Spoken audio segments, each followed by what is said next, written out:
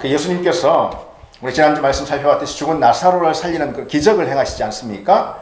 근데 그 기적의 주된 목적은 예수님의 하나님 아들 그리스도 되심을 결정적으로 드러내려는 것, 그것이 나사로를 살리신 기적의 목적입니다. 실제로 그 기적으로 인해서 많은 사람들이 이제 예수님을 그리스도로 믿고 따르는 그런 역사들이 이어졌습니다. 그래서 그로 인해서 제사장들과 바리새인들은 공회를 소집하게 되는데 그 내용이 바로 오늘 본문의 내용입니다. 공회는 당시 유대인의 입법과 사법을 관장하는 그런 자치기구로 대제사장이 주관을 하는 그런 산헤드린 공회를 말하는 것입니다. 그들은 공회를 소집해 가지고 예수에 관한 문제를 안건으로 올려놓고는 이렇게 서로 묻고 있는 것입니다. 자문하고 있는 것입니다. 이 사람이 많은 표적을 행하니 우리가 어떻게 하겠느냐. 근데 이 대목은 이런 장면을 여러분 생각해 보시면서 이 말씀을 이해하셔야지 됩니다. 그러니까 지금까지 예수에 관해서 시행해 온 여러 조치들이 있는데 그것이 아무런 효과가 없지 않느냐. 그런 부분들을 스스로 이렇게 질책하면서 하는 말인데요. 예수가 우리가 여러 조치들을 행했는데도 계속해서 행하는 그 표적들을 한번 보라. 예수가 행하는 표적들을. 이를 어쩌면 좋겠어. 그래 하니까 또 다른 사람들은 아니 우리가 할 수 있는 일이나 있기나 한 거요? 하면서 스스로 이렇게 서로 질책하는 그런 내용들이다라는 것이죠. 근데 이들이 지금 무엇이 그렇게 염려가 돼가지고 그렇게 공회로 모였을까요? 이들은 예수가 대중 앞에서 메시아로 인정을 받으면은 대중들이 정치적 해방을 도모하는 그런 폭동을 일으킬 것이다. 그렇게 지금 믿고 있는 것입니다. 또 그것이 예수의 의중이다. 이렇게 생각을 하는 것이죠. 그러면 어떻게 되겠습니까? 로마군이 당장 개입을 하지 않겠어요? 로마군이 개입을 하게 될 것이고 그러면은 로마 식민 치하 가운데 지금 자기들은 종교 지도자들은 거기서 여러 권력과 혜택을 많이 누리고 있거든요. 그걸 지금 다 잃게 되지 않겠느냐 하는 그런 염려들이 이들에게 있었던 것이죠. 본문은 그해 대제사장으로 지금 이 공회를 주관하고 있는 사람이 바로 가야바다 이렇게 밝히고 있습니다. 원래 구약성경에 보면은 대제사장직은 종신직입니다. 죽을 때까지 종신직. 그런데 로마 식민 치하에 들어서면서 이 로마 총독이 대제사장의 임명권을 가지고 쥐락펴락 좌지우지했던 것이지 거룩한 성직을 좌지우지했던 것입니다. 그런 상황에서 유대의 대제사장이 되려면은 다 어떻게 해서 대제사장이 됐을까요, 여러분? 금방 우리가 짐작할 수 있는 것이죠. 이미 정치 권력과 결탁한 또 다른 권력이 될 수밖에 없었던 거예요. 종교 권력이 될 수밖에 없었던 거예요. 그렇겠죠. 그래서 가야바는 수시로 대제사장직을 갈아치워버리는 당시에 그 발렐리우스라는 로마 총독이 있어요. 유대에 일했던 유대 총독이죠. 이 총독에 의해서 주후 18년에 임명이 돼가지고 해임될 때가 주후 36년이에요. 그러니까 무려 18년이나 그 자리를 지키고 있었던 것이죠. 근데 가야바가 이제 이례적으로 1년에 한 번씩 그냥 대제사장직을 갈아치우고 그렇게 했단 말이죠. 이 종교 권력을 길들이기 위해서 로마가. 그런데 이 가야바는 무려 18년이나 아주 이례적으로 그토록 오랫동안 그 자리를 지키고 있었다라는 거, 뭘 말해주는 걸까요? 가야바가 그만큼 이 야욕으로 가득하고 정치적 술수로 가득한 사람이다. 그것을 반증해 주는 거 아니겠습니까? 더군다나 그의 자인도 역시 대제사장이었어요. 안나스라고 복음서에 나옵니다. 안나스는 주후 6년에서 15년까지 대제사장으로 있었고, 근데 그 현직에서 물러난 다음에도 오랫동안 계속해서 성전 권력을 휘둘렀던, 영향을 미쳤던 그런 인물입니다. 이제 그런 상황을 여러분 떠올려 보십시오. 그런 상황에서 이 종교 권력자들이 지금 자신들이 누리고 있던 특권이 예수라는 한낱 갈릴리의 이름 없는 랍비로 인해서 지금 위협을 받고 있는 상황이잖아요. 그로 인해서 심기가 매우 불편해졌다라는, 그래서 공회로 모인 것입니다. 그날 공회로 모인 종교 권력자들은 민족과 백성을 위해서 예수가 희생되는 것이 마땅하다, 그런 논리를 지금 펴고 있는데요. 그러나 실은 그것은 자기들의 이익을 잃을까 하는 그런 걱정 때문에 그런 것이죠. 하여튼 이들은 그날부터 예수님을 죽이려고 모의하면서 수배령을 내렸습니다. 여기서 이제 모의하다라는 말은요, 작정하다라는 말입니다. 그래서 영어로 decide라고 기록하고 있습니다. 작정하다. 그러니까 공회로, 공적인 회의에서 모여가지고 예수님을 죽이기로 결의를 했다, 이런 뜻인 것입니다. 근데 이것은 참으로 부당한 그런 사법적인 그런 처사입니다. 왜냐면은 아니 조사를 해가지고 신문을 해가지고 죄가 밝혀지면은 그러면은 뭔 사법적인 처리를 해야 되는 거잖아요. 그런데 이들은 그게 아니에요. 먼저 사내들인 공회 안에서 서로 모여가지고 어떤 사법적인 처리, 그러니까 죽이기로 딱 그렇게 결의를 해놓고선 그 다음에 죄를 확정해 놓고선 그 다음에 이제 신문을 하고 재판을 하겠다라는 그런 뜻인 거죠. 이게 얼마나 부당한 처사입니까? 그처럼 오늘 본문은 나사로가 살아난 다음에 어떤 일들이 이제 이어졌느냐, 나사로가 살아난 기적의 여파에 대해서 기록을 하고 있는 건데요. 전혀 다른 두 가지 결과를 지금 보여주고 기록하고 있는 것입니다. 하나는 예수님에 대한 믿음이 커졌다라는 그런 결과예요. 또 다른 하나는 예수님에 대한 적대심이 더욱 커졌다. 바로 그것입니다. 근데 사실 언제나 예수님의 말씀이나 이 기적은 있잖아요. 두 가지 전혀 다른 반응을 불러일으키곤 했습니다. 그것이 성경 곳곳에 등장합니다. 바로 믿음과 불신, 두 가지 전혀 다른 반응이 항상 있었다는 거예요. 많은 유대인들에게 예수님의 말씀과 기적은 그분의 그리스도 되심에 대한 강력한 증거로 그렇게 받아들여졌어요. 예수의 말씀과 기적이. 그런데 있잖아요. 그 똑같은 말씀과 똑같은 기적을 보고서도 있잖아요. 그 예수님의 말씀과 기적이 오히려 불신을 강화시켰던 그런 사람들도 또 있었습니다.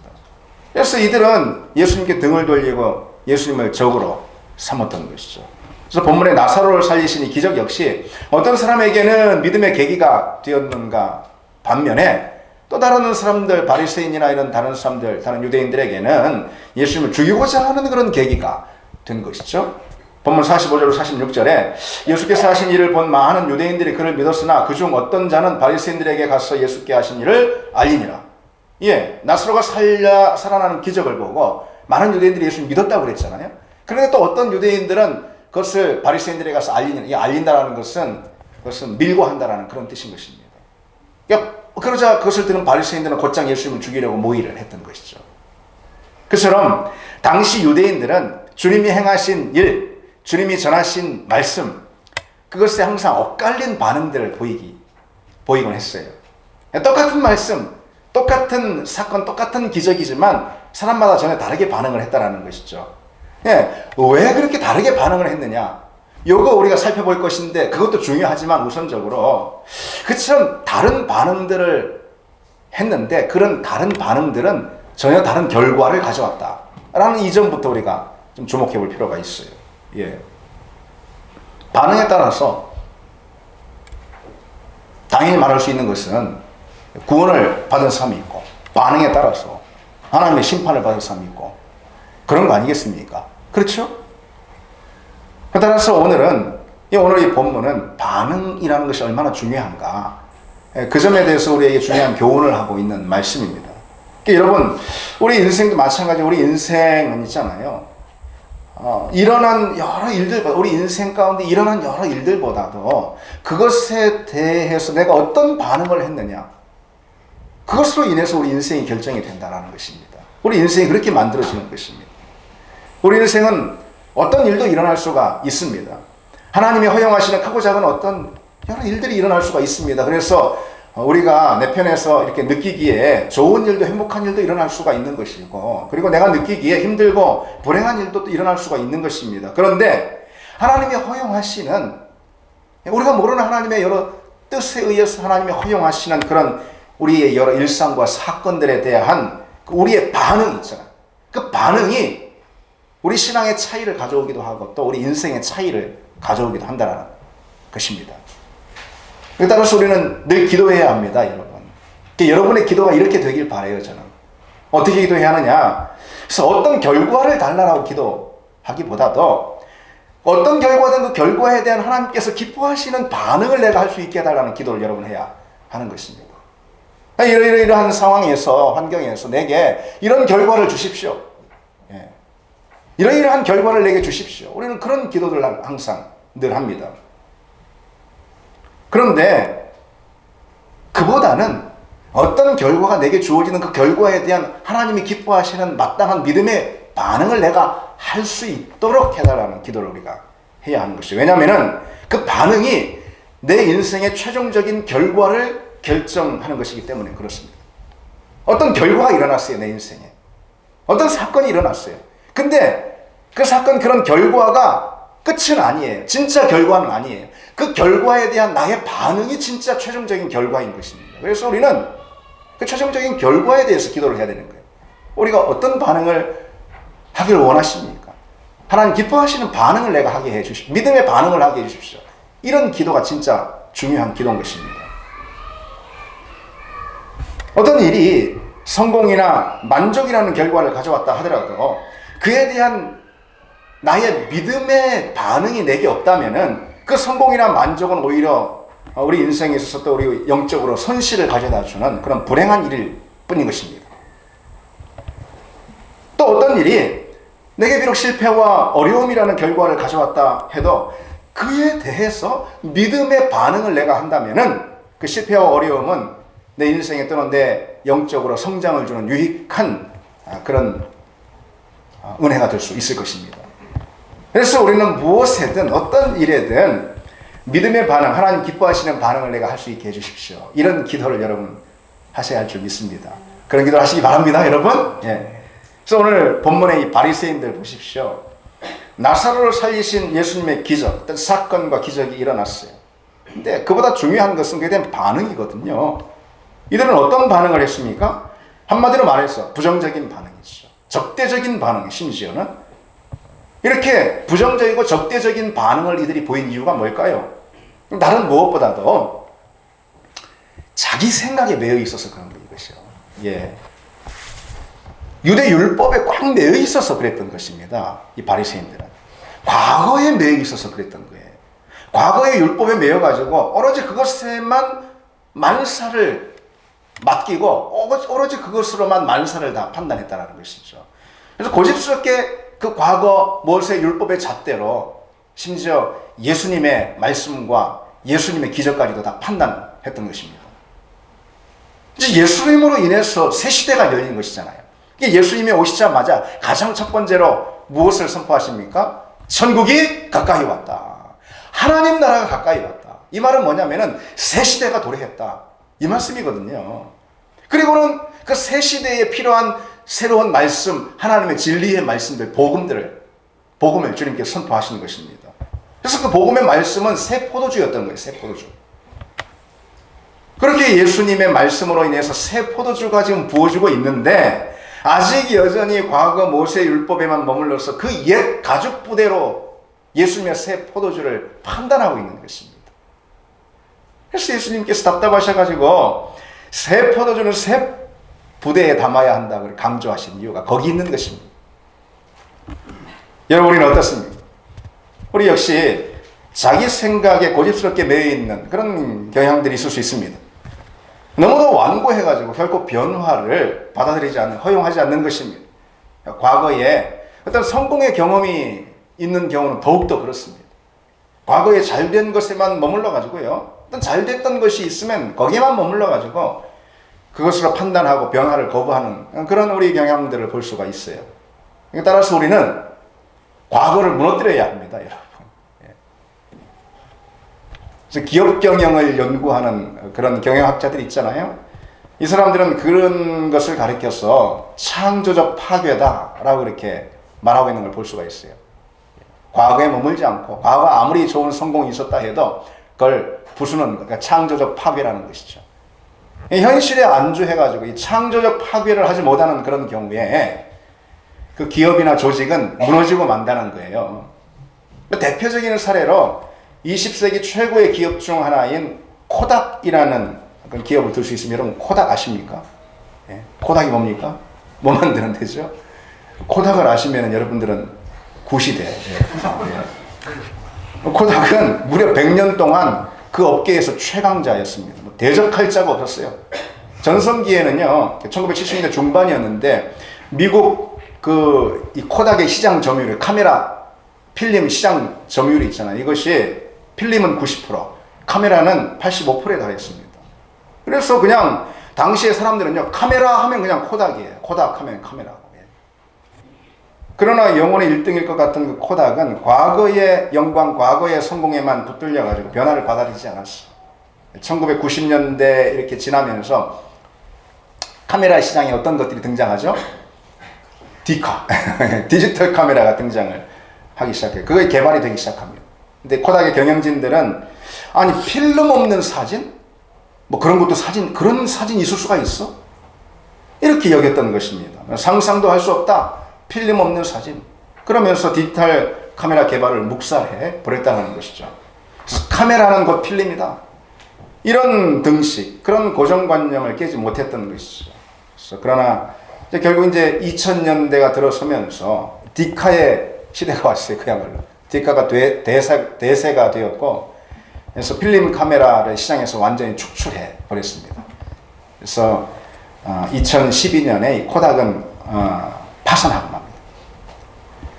과거의 성공, 과거에 잘 됐던 경험만 가지고 지금을 판단하는 것은 과거에 매여 있는 것입니다.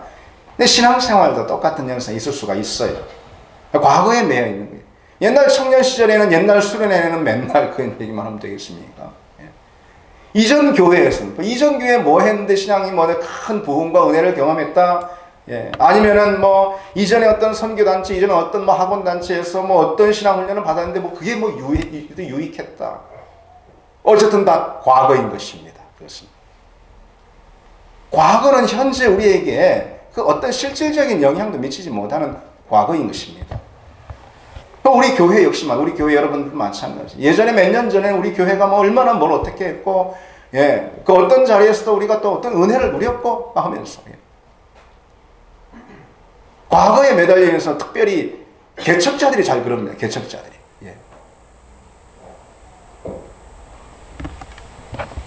과거의 메인 태도는 현재 하나님이 주시는 신앙의 자리들의 부정적이고 불평하는 반응을 가져오는 경향들이 있습니다. 그래서 우리는 익숙했던 경험을 버려야 합니다. 그것이 성공한 것이면 더더욱 그것을 버려야 합니다. 과거를 부정하라는 얘기가 아니고, 과거에 매이는 태도를 버려야 한다라는 것이죠. 과거에 매여 있는 사람들의 특징이 있어요. 특징은 내가 잘 안다는 거예요. 내가 다 안다. 내가 다 안다고 생각하니까 변화가 없는 것입니다. 내가 아직 모른다는 겸손한 자기 인식이 우리에게 있어야 하는 거예요. 그래야 내 신앙도 계속되는 성장과 변화가 있을 수 있는 것입니다. 모차르트에 관한 일화가 있습니다. 모차르트는 자기에게 음악을 배우러 오는 사람들이 항상 이 질문을 가장 먼저 했다고 합니다. 우리 수진자매도 그런 질문을 하는지 모르겠어요. 어떤 질문을 했냐? 예전에 다른 데 가서 음악을 배운 적 있나요? 이 질문을 했다는 것입니다. 그렇다면은 수업료를 2배로 내셔야 합니다.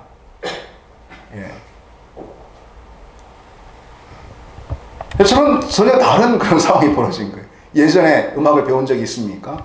수업료를 2배로 내셔야 합니다. 그러니까 사람들이 막 항의를 하는 것이죠. 왜 음악에 대해서 전혀 모르는 사람들보다 이미 배워가지고 잘하는 우리한테 수업료를 무려 2배나 받는 것입니까? 모차르트의 대답이 이렇습니다. 다른 데서 음악을 배워서 안다고 생각하는 사람들의 그 잘못된 점을 고치려면 내가 가르치는데 2배는 힘듭니다. 2배 받아야 합니다.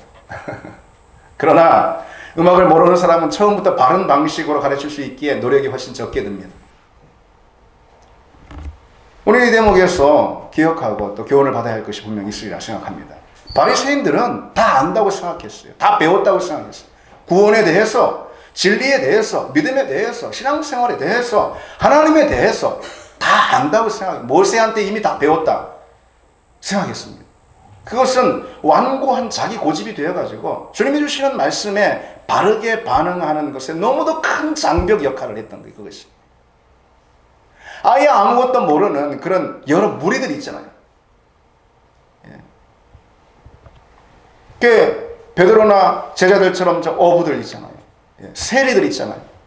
바리새인들보다 아무것도 모르는 그런 사람들이 예수님 볼 때 훨씬 훈련시키기에 좋은 제자들이었던 것입니다.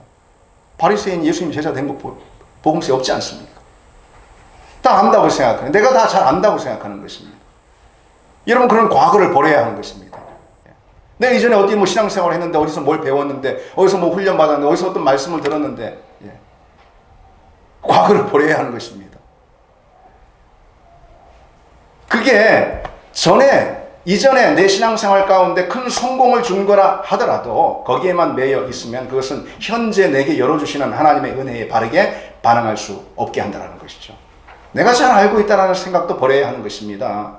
나는 아직 모릅니다, 여러분. 그런 겸손한 자기 인식이 우리에게 있어야 합니다. 그리고 하나님은 겸손한 자에게 뭘 주신다고 그랬어요? 뭐를요? 은혜를 주신다. 잠언서에 말씀하고 있습니다. 겸손한 사람이 하나님의 은혜를 누리게 되는 것은 참으로 마땅한 원리인 것 같아요. 왜요? 겸손한 사람은 자기 생각과 고집을 내려놓기 때문입니다. 그러면은 하나님의 말씀과 인도하심에 부드러운 마음으로 바르게 반응할 수 있게 되는 것이죠. 그게 바로 은혜를 받는 길 아니겠습니까? 그렇죠. 바리새인들은 과거에만 매여가지고 자기 생각에만 딱 매여가지고 예수님께 부정적인 반응을 했습니다. 그런데 그들은 예수님의 무엇에 부정적인 반응을 했을까요? 예수님께 부정적인 반응을 가졌는데 예수님의 어떤 것에 부정적인 반응을 보였을까요? 무엇보다 예수님의 말씀에 부정적인 반응, 또 적대적인 반응을 했어요. 나사로가 살아나자 예수님을 죽이기로 모의했다고 그랬잖아요. 근데 나사로가 살아난 그 기적, 표적, 그것 때문에 예수님을 박해한 것이 아니에요. 직접적으로. 그것 때문이 아니라 예수님께서 그 기적들을 통해서 기적 가운데 일괄되게 선포해 오신 이 진리의 말씀, 다시 말해서 나와 아버지는 하나라, 나와 하나님은 하나라 라는 이 진리의 말씀, 복음의 말씀으로 인해서, 예수님 말씀으로 인해서 바리새인들은 예수님을 핍박하고 예수님의 그 말씀에 부정적으로 반응했습니다. 바리새인들은 진리의 말씀에 늘 싸늘하게 반응했어요. 지금 세상이 그렇지 않습니까? 진리의 말씀을 선포해도, 진리의 말씀을 전해도, 진리의 말씀을 선물하려고 해도 얼마나 싸늘하게 반응합니까? 적대적으로 심지어는. 거부합니다. 그게 세상이에요. 그걸 가리켜서 불신이다 이렇게 말하는 것입니다. 그러나 그런 불신의 일, 그것은 믿는 우리 가운데도 현저하게 나타난다 라는 것이죠. 여러분, 우리는 말씀에 대해서 어떤 반응을 하고 계십니까? 말씀에 대해서 어떤 반응을 하고 계십니까, 여러분? 우리 인생과 신앙은 말씀에 의해서 결정된다라는 이 사실만큼은 여러분 다 붙들고 계실 것입니다. 이 자리에 계시다면. 그렇죠? 우리 인생과 신앙은 하나님의 말씀이 결정한다. 예. 그래서 성경은, 또는 하나님의 말씀은 살아있는 씨앗과도 같은 것입니다. 주님이 말씀하시죠. 마태복음 13장에 예수님께서 씨 뿌리는 비유를 들려주시고 계시잖아요. 씨를 뿌리는 자가 씨를 뿌리는데 덜어는 길가에, 덜어는 돌밭에, 덜어는 가시덤불에, 덜어는 옥토에, 좋은 땅에 떨어졌다 그랬잖아요. 근데 좋은 땅에 떨어진 씨만이 30배, 60배, 100배의 결실을 맺었다 이렇게 기록하고 있잖아요. 주님 말씀하셨잖아요. 하나님의 말씀은 살아있는 씨앗인 것이죠. 그래서 씨는 말씀을 의미하는 것이고, 여기서 밭은 사람들의 마음을 의미하는 것입니다. 하나님 말씀은 살아있는 씨앗이라고 했어요. 그 속에 생명이 담아 있는 씨앗입니다. 하나님의 생명, 하나님의 진리, 하나님의 능력, 하나님의 은혜, 하나님의 치유, 하나님의 회복, 이것이 담겨 있는 게 말씀인 거예요. 말씀, 하나님의 말씀. 그 말씀이 장전한 옥토 가운데 뿌려지면은, 그러면은 그와 같은 역사들을 일으키는 것입니다. 아무리 밭이라면 밭이 그냥 있는데 밭에서 무슨 사건이 일어나겠습니까? 밭이 있는데 그 밭에 씨가 떨어져야지 역사가 일어나는 것이죠. 우리 마음은 밭이고 하나님 말씀이 씨라는 것입니다. 그래서 그 씨앗이 떨어지지 않으면은 우리 어떤 일도 우리 할 수가 없어요. 믿음의 자리에서. 예를 들어서 이런 거죠. 우리는 스스로 의로운 삶 살 수가 없어요. 절대로. 하나님 기뻐하시는 삶 절대로 스스로 살 수가 없어요. 그런데 우리 마음 가운데 하나님의 의의 말씀이 떨어지면은 우리는 의로운 삶을 살 수가 있는 것입니다. 우리는 어리석습니다. 믿음의 자리에서. 근데 하나님의 지혜의 말씀이 우리 마음 가운데 심기면 우리는 하나님 기뻐하시는 지혜를 우리가 갖게 된다는 것이죠. 그래서 모든 삶은 결국 말씀이 주는 열매, 말씀이 주는 결과라는 것입니다. 의로움도 지혜도 성결함도 능력도 위로도 치유도 부흥도 다 그것이 말씀이 주는 결과물인 것입니다. 우리 인생은 말씀이 열매를 맺는 토양이죠. 우리 인생이 잘 되고 또 풍성해지고 100배로 열매를 맺으려면 말씀이 우리 인생 가운데 심겨져야 하는 것입니다. 따라서 내가 어떤 존재인가, 내가 뭘 가졌는가, 내가 어떻게 생겼는가, 이런 건 중요한 게 아니에요. 내가 어떤 마음의 밭으로 말씀에 반응하느냐, 이것만이 중요한 것입니다. 그러면 그것이 내 삶이 되는 것이에요. 근데 여기서 기억해야 할 것은 주님께서 뿌려진 씨의 좋고 나쁨을 말씀하시지 않았어요. 그 씨가 심겨지는 밭의 좋고 나쁨을 주님 말씀하시잖아요.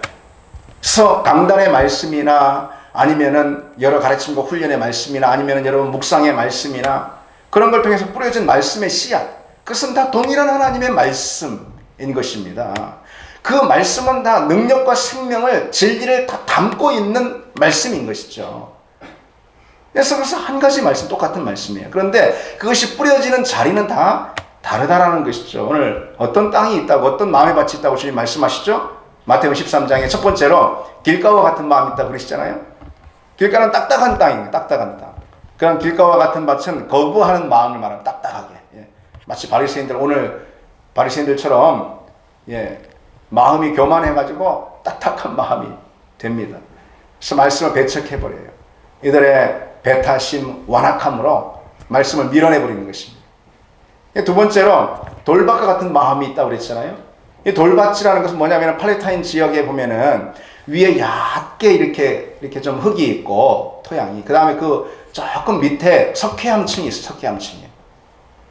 그런데 이렇게 뿌려지게 되면은, 그게 바로 이제 돌밭인데, 뿌려지게 되면은 위에서 조금 뿌리를 내려 바로 석회층이 나오니까 뿌리가 내리지 못하지 않습니까? 잠시 싹을 트는 것 같으나 이내 메말라 버리는 것이죠. 그건 옅은 마음의 밭을 말하는 거예요. 우리의 옅은 마음의 밭. 이 옅은 마음의 밭을 가진 사람의 특징은 뭐냐? 자기 마음에 드는 것만 골라서 듣습니다. 골라서 은혜 받고 골라서 감동하고 그럽니다. 말씀을 취사 선택하는, 무슨 점심 메뉴 선택하듯이 말씀도 자기 입맛에 맞는 것만 골라서 먹는 것입니다. 순전히 자기 중심적이고 특별히 자기 감정에 너무도 충실한 신앙생활을 하는 거예요. 자기 신앙이 그 무엇보다도 자기 감정과 너무 밀접하게 연관되어 있어가지고, 이런 사람은 그냥 감정이 좀 상하면은 말씀이고 뭐 그냥 아무 들어오는 것이 없어요. 옅은 마음의 밭이. 그리고 셋째로 어떤 밭이 있다고 그랬어요? 가시떨기 같은 밭이, 마음의 밭이 있다고 그랬어요. 그 씨앗이 잡초나 덩쿨이나 가시떨기 아래 떨어지면 자랄 수가 없잖아요. 온갖 넝쿨로 인해서 햇빛이 가려지고. 근데 이 가시떨기와 같은 마음의 밭은 뭐라고 말씀하시고 계시냐면은 바로 우리의 염려와 걱정이라 이렇게 말씀하십니다. 이 염려가 있고 걱정이 있으면 아무리 말씀이 내게 들려도 내가 다른 곳에 집중하고 있으니까 그 말씀이 마음의 밭에 심겨질 리가 없어요. 그 누가 와서 말씀을 전해도, 그 어떤 본문의 말씀을 읽어도 내가 다른 것에 지금 내 시선이 탁 꽂혀 있고 내 다른 것에 마음이 빼앗겨 있고 집중하고 있는데, 그거 염려하고 있는데, 자식 걱정하고 돈 걱정하고 진로 걱정하고 건강 염려하고 직장 염려하고 거기에 내 삶 전체가 매여 있는데 말씀이 들어올 수가 없죠. 그렇지 않습니까? 오늘 이 시간도 그런 마음으로 이 자리에 와 계신 분 계십니까? 이 자리에 그런 마음으로 듣고 계신 분 계십니까? 우리 마음에 가득한 염려의 기운이 지금 막 떨어진 말씀이 있죠. 그 말씀의 씨앗을 질식시켜버리는 것이죠. 근데 그런 것이 다 나쁜 땅이에요, 마음에. 좋은 밭이 있다고 그랬어요. 좋은 마음이, 부드러운 마음, 부드러운 땅인 것입니다. 그래서 어떤 말씀이든 그에 대한 긍정과 순종의 태도를 갖는 이 좋은 밭인 거예요. 말씀의 권위를 내 생각이나 무슨 감정이나 어떤 환경보다 항상 더 높이 두는 것이, 말씀이 그러하다면 그것이 맞아라는 그런 태도를 항상 말씀 앞에 갖는 거예요. 말씀의 권위를 인정하는 것이죠. 그래서 언제나 그 말씀 앞에 무릎 꿇고 들을 자세를, 경청할 자세를 갖는 것입니다. 답은 저기에 있어. 내가 살 길은 저기에 있어. 설교를 듣는 시간에도 마찬가지입니다. 내 감정이나 내 상황은 여러 복잡한 것이 다 있어도 내가 살 길은 저 말씀에 있어. 그 말씀을 인정하고 순복하며 경청할 태도를 갖는 게 바로 부드러운 마음에 바친 것입니다. 그때 하나님의 말씀이 떨어지고 그 말씀이 사랑의 말씀, 진리의 말씀, 생명의 말씀, 치유와 회복하는 그런 말씀, 우리 세상 모든 문제를 여건히 이기고 문제를 뛰어넘게 하는 그런 능력의 말씀, 그런 말씀이 내게 비로소 역사하게 되는 것입니다. 마음의 밭에 따라서. 그래서 여러분, 설교도 그런 마음으로 들어야 합니다. 이 시간에 설교도. 이 설교라는 것은 예배 시간에 뭐 한 순서로 그냥 이렇게 필요하니까 그냥 가기 섭섭하니까 이렇게 노는 게 아닙니다, 여러분. 마음을 열고 들어야 합니다. 그래서 내게 그런 좋지 않은 밭의 모습, 땅의 모습이 있는지 마음을 돌아보시고 그게 말씀을 밀어내버리는 것이거든요. 말씀을 밀어내는 것은 하나님이 내 삶 가운데 역사하는 기회를 밀어내는 것입니다. 하나님은 항상 다른 것이 아닌 말씀을 통해 역사하시거든요. 특별히 무엇보다도 이 시간 공동체 가운데 선포되는 이 말씀을, 설교의 말씀을 통해 하나님은 역사하신다는 사실 여러분 기억하시기 바랍니다.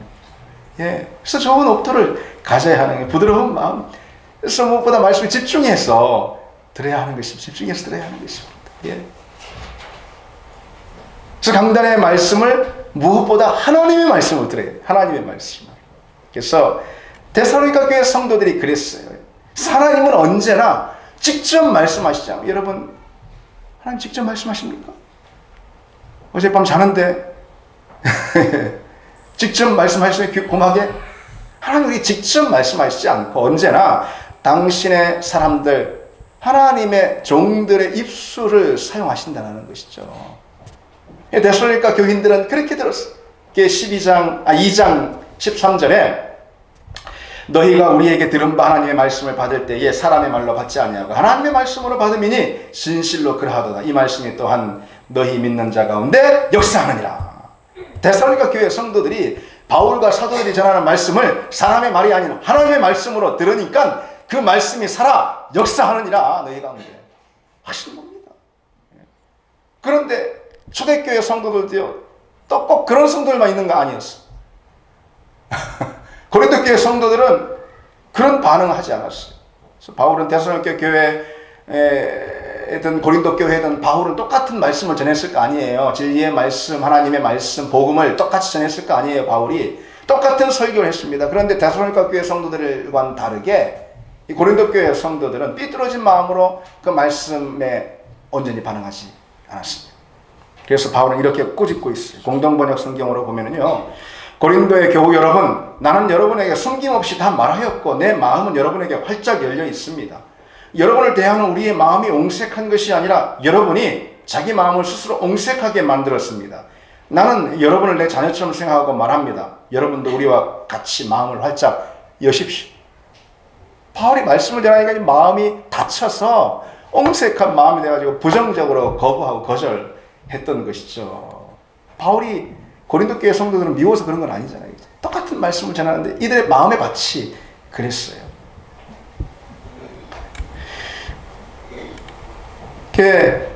20세기 최고의 설교자라 불리는 로이드 존스 목사님이라고 있어요. 제 목회자라면 그분의 설교를 여러 편 다 읽었을 거예요. 저도 많이 그분의 설교를 읽었습니다. 근데 과연 어떤 설교길래 그렇게 20세기 최고의 설교자가 칭송을 받나? 근데 설교 내용이 얼마나 여러분 무겁고 딱딱한지 제가 원하시는 분은 제가 있는 책 있는 선물 드릴게요. 얼마나 내용이 막 딱딱하고 막 무겁고 교리적인 내용을 또 얼마나 막 길게 다루고 있는지 설교 시간에 그 설교를 막 들어야 하는 것이 아니고 공부를 해야 하는 그런 내용들. 그래서 이런 설교 우리 교회 성도들에게 했다면 다 도망가겠다 하는 마음이 들 정도로 나도 도망가겠어. 나도. 로이드 존스 목사님이 목회했던 런던의 웨스트민스터 채플, 웨스트민스터 교회는요, 당시 가장 부흥하는 교회였어요. 전 세계적으로. 특별히 말씀, 강단의 말씀으로 부흥하는 그런 교회였습니다. 온 성도들이 그 설교의 은혜를 받았어요. 저는 그래서 아직도 미스터리예요. 그래서 그 설교자인 로이드 존스 목사님보다도 그 교회 성도들이 더 존경스럽고 더 대단해 보이고. 여러분은 강단의 말씀에 어떻게 반응하고 있습니까? 우리 교회 강단의 말씀이 참 내게 은혜의 샘물이 되고 그로 인해 내 믿음이 자라고 감사하다라는 그런 마음이 여러분에게 있습니까? 있기를 바랍니다. 예. 설교자인 제가 좀 부족해도 우리 교회 성도라, 여기 앉아 계신 여러분들이라면 다들 그와 같은 반응을 해야 여러분에게 유익한 것입니다. 말씀을 집중해서 듣고 말씀을 흡수하고 좋은 마음, 부드러운 마음으로 강단의 말씀 경청하고 또 그 말씀을 삶의 자리에 가져가려는 그런 몸부림을 갖는 거. 예. 그것이 바로 우리 신앙과 우리 교회를 살리는 최고의 중요한 핵심입니다. 그래야 그 말씀이 여러분에게 참으로 하나님이 주시고자 하시는 그 양식이 되는 것이고 변화와 성장도 주어질 수 있습니다. 그리고 그런 여러분의 태도와 반응이 또 한편 설교자인 저에게도 큰 격려가 되는 것이 사실입니다. 성도들이 다들 옥토와 같은 마음으로 반응을 하면은 설교자가 격려를 받아요. 설교자가 격려를 받으면 어떨까요, 여러분? 더 좋은 양식으로 여러분들이 먹게 되는 것입니다. 그런 선순환이 우리 교회 가운데 있길 바랍니다, 여러분. 바랍니다. 예. 예. 제가 이런 것까지 가르쳐 드렸으니까 다음 주부터 보겠습니다, 여러분. 예. 우리 교회 그리고 내 신앙, 이것은 강단의 말씀이 빚어낸다. 이건 너무도 분명한 사실입니다. 교회는 언제나 강단의 말씀이 이끌어가야 하는 것이죠. 내 신앙은 항상 강단의 말씀에 의존되어야 합니다. 그것을 떠나는 순간 교회와 신앙의 모든 문제들이 거기서 일어나는 거예요. 교회 역사를 보면은 어느 교회나 은혜롭고 부흥하는 교회는 항상 강단의 말씀이 그 교회와 성도들을 이끌어갔어요. 항상 예외가 없어요. 예외가 없어요. 교회가 침체되고 여러 내홍이 있고 여러 문제가 있고, 항상 초점에는 강단의 말씀에 대한 어떤 반응들이 있어요. 물론 강단의 말씀 그 자체가 문제일 수도 있겠지만 그에 대한 반응들이 있어요. 우리 교회는 강단의 말씀으로 인해서 축복을 받는 그런 은혜가 있기를 바랍니다. 그에 여러분의 반응이 결정한다라는 것이 이제 말씀 맺겠습니다. 반응이 결과를 결정한다고 그랬습니다. 특별히 말씀에 대한 반응이 우리 삶을 결정합니다. 말씀에 대해서, 강단의 말씀에 대해서 부드러운 마음으로 반응하는 여러분 되기를 바랍니다. 우리 같이 찬양하시겠습니다. 나 주님의 기쁨 되기를